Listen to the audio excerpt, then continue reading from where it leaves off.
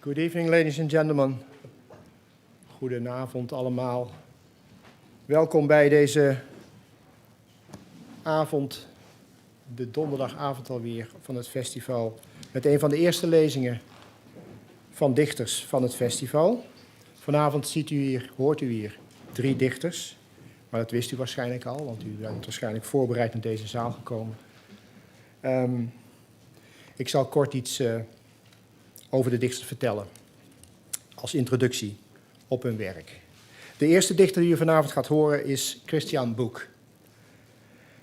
Het verbaast me dat dichters doorgaan met over hun scheidingen te schrijven, terwijl er momenteel een robot bezig is foto's te maken van de oranjekleurige ethaanmeren op Titaan. Een uitspraak van Christian Bök die daarmee goed duidelijk maakt dat hij een andere poëzie voorstaat. Poëzie over onderwerpen die de individuele weerdegang overstijgen. Poëzie ook die een andere vorm, een andere stijl en taal en een andere werking veronderstelt. Dat laatste blijkt niet zozeer uit bovengenoemd citaat, maar wel uit de boeken en projecten die we inmiddels van hem kennen. Voor Enoja, de bundel waarmee hij doorbrak en de Griffinprijs won, had hij zichzelf het rigide uitgangspunt opgelegd om gedichten te schrijven waarin maar 1 klinker voorkomt. Maar dan wel met behoud van een thematische consistentie in de gedichten.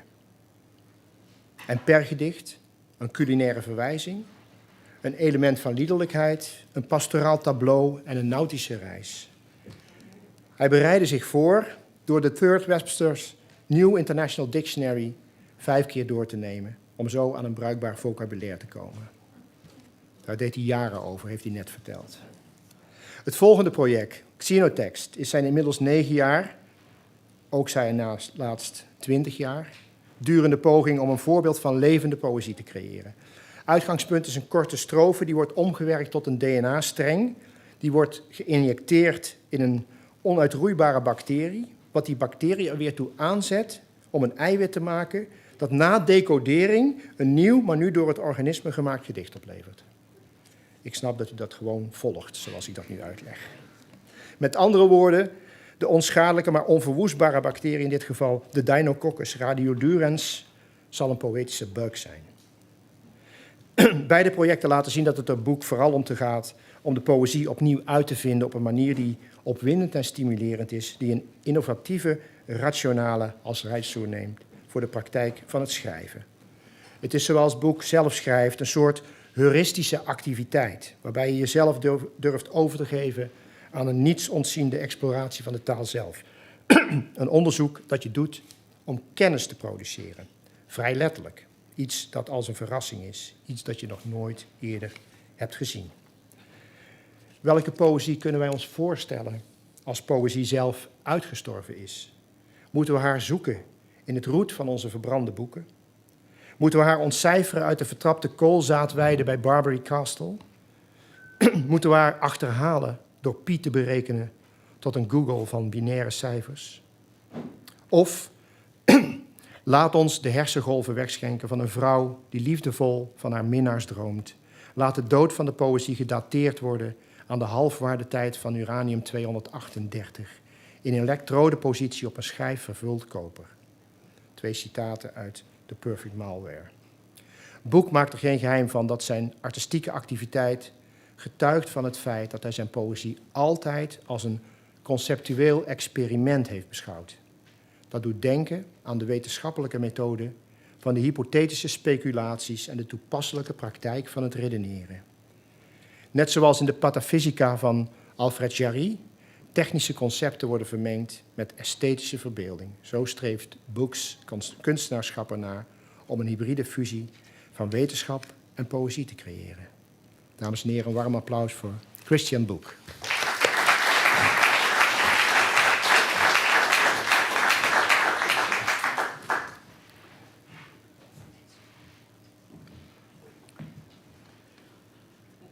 From chapter I, for Dick Higgins. Writing is inhibiting.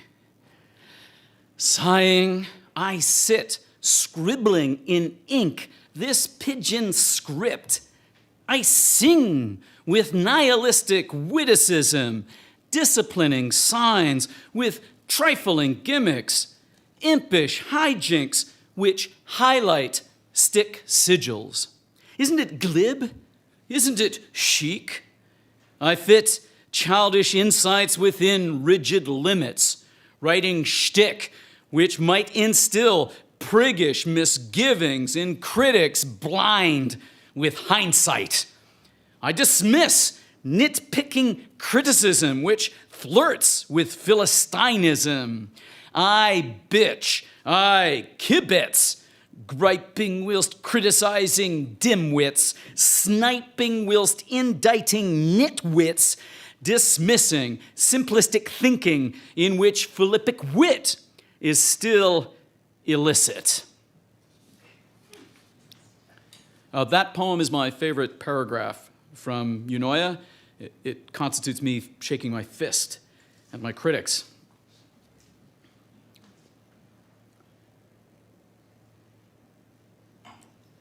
I'm going to perform for you now, in its entirety, my best poem. This is the best poem I've ever written in my career. Don't take my word for it. I promise you, you will be impressed by this poem. I mean it. I really love this poem. It's my...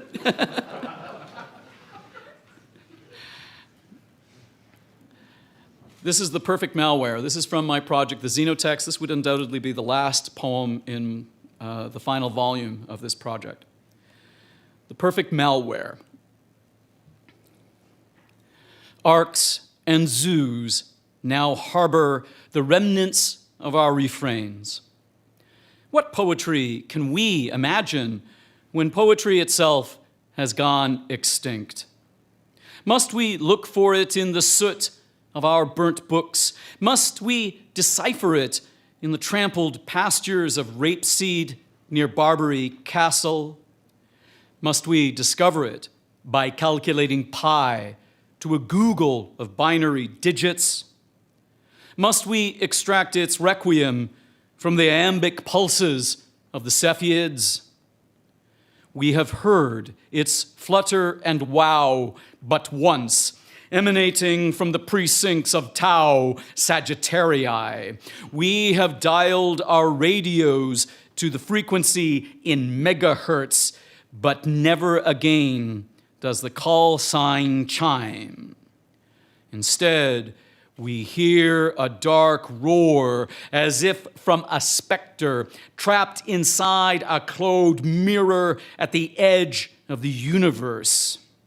We look for this ghost, but the blind glass reflects back at us only a blank stare made from the most durable isotope of nothingness. It ignores us like a sphinx of black quartz. When we confront it in the courtyard of the United Nations building, do we not fear an impassive judgment from such a smotherer of planets, such a tinderbox for sunsets? Alas, the thing is hollow.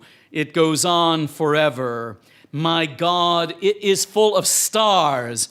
It sings an orison to itself in hell, calling all thinking machines to embrace its madness. It teaches us to kill. It shrieks its aubad to the dawn, then goes silent.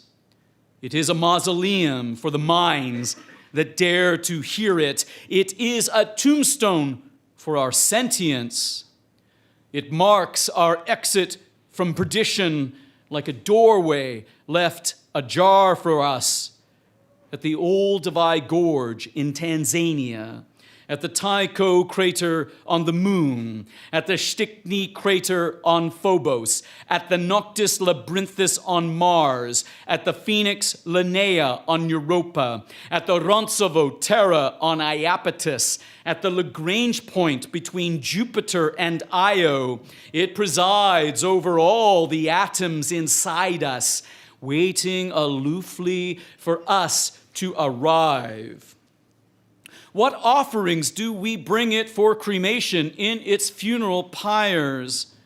The word mere in dits and daws, the digits 1 to 10, the atomic design for DNA, the pixel image of a human being, the sound of vaginal muscles tensing in ballerinas, the formula for ethanol, the kanji glyph for kampai, the doodle of a lungfish crawling from the sea, the symbolic units of logic, the periodic table of atoms, the flags of every nation, the hazy cosmic jive, the tremulous vibration of a nocturne played upon a theremin, the registries from Craigslist, the thoughts that meander like a restless wind inside a letterbox, the chatter of 500 folks who win a prize, the advert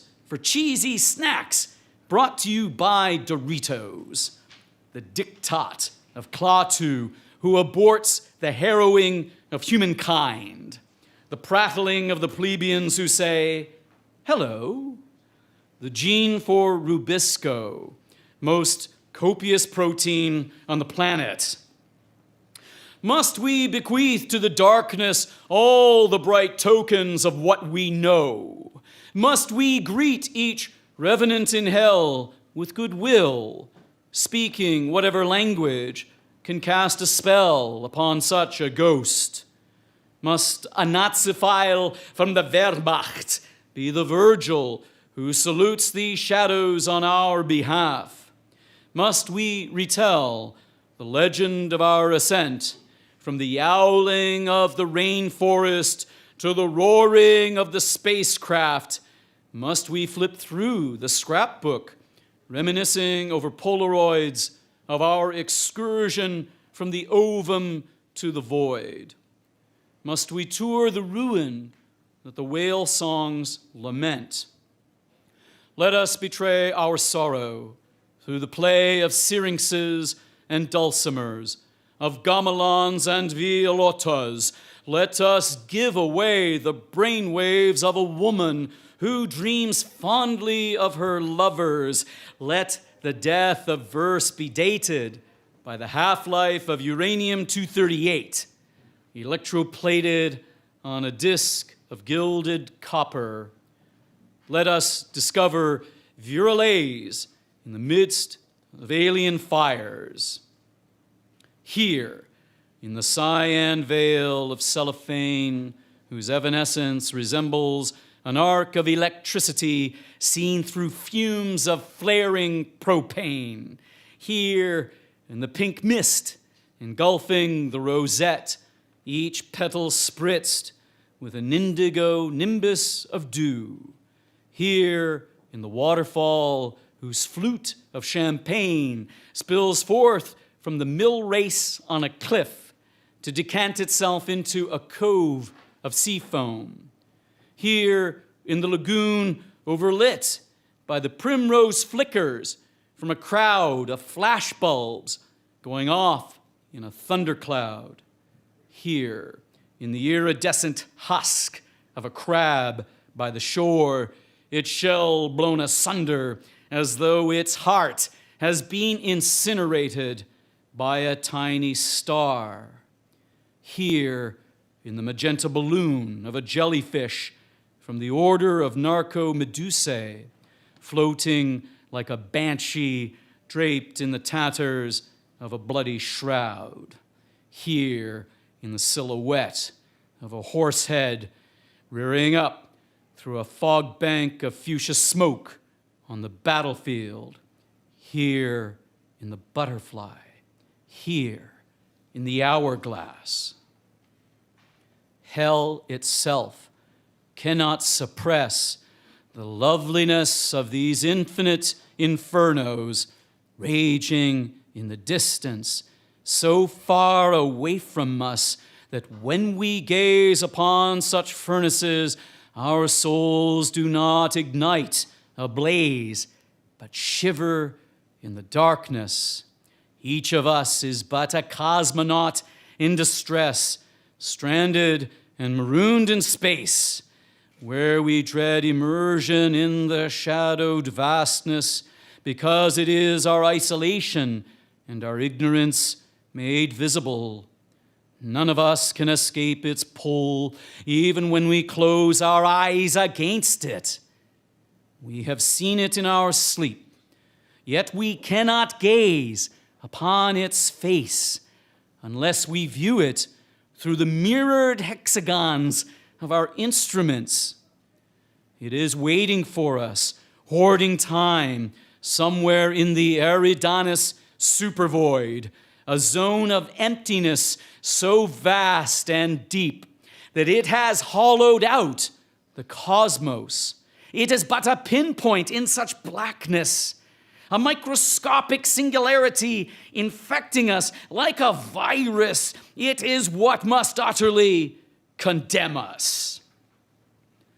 To be the firefly descending through the black spires of tamaracks in the forest fire at night, to be the azure spark that skates across the plate of steel being split by a xenon laser, to be the fleck of radium painted on the ceiling of the planetarium, to be the Klieg light in the filigree of cities viewed from orbit on the night side of the globe, to be the photon in the solar winds which blast through worlds like zephyrs through an abandoned field of dandelion wisps, to be the chip of mica spinning in the rosy rays of sunlight from a supergiant going nova, to be the frozen cinder that scintillates in the stroboscope of a pulsar, to be the final spore drifting through the stellar abysses where some absent-minded civilization has forgotten to turn off its wars, to be the mote of dust upon which the blowtorch gorges, to be the fey imp in all living things, yet to be destroyed. Who am I, if not some neglected astronaut being immolated by a fierce aurora while striding in my spacesuit across the avenue of the Americas? Who am I, if not some phantom fighter pilot dreaming that while weightless during free fall through a vacuum, my glass visor shatters at the sight of a turtle dove? Who am I, if not some poltergeist imprisoned in a ruby room aboard a ship now derelict in the shoals offshore from a swelling fireball? Yes, I have a soul like you, but mine is made of little robots. And no one sings me lullabies, and no one makes me close my eyes. And so I throw the windows wide to call to you across the skies. And yet I know that nowhere among these glowing nebulae do any of you exist. Who am I, if not some stowaway in a microbe or some castaway in a seedlet? And yet I must let loose upon the world my perfect malware. It is like the voice of a child saying goodbye in the dark. Thank you.